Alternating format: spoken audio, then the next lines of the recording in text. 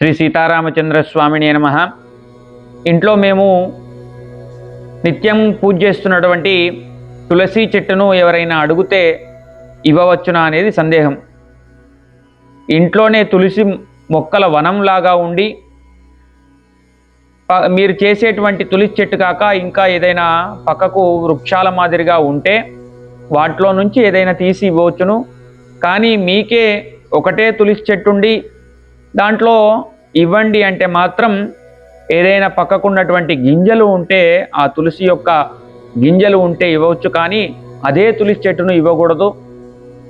అలాగే రోజు రాగి చెంబుతో ఆ తులసి మాతకి కొంచెం మొదట్లో నీళ్లు పోసి పసుపు కుంకుమ, అమ్మవారి రూపం కాబట్టి పసుపు కుంకుమ అద్ది నూనె కానీ మంచి నెయ్యితోని కానివ్వండి వత్తులు వేసి దీపం ముట్టించి నైవేద్యం పెట్టి తులసి చెట్టుకు ఎవరైతే రోజు ఆరాధన చేస్తారో వాళ్ళ గృహం అత్యంత వైభవంగా దేదీప్యంగా ఉంటుంది. జై శ్రీరామ్.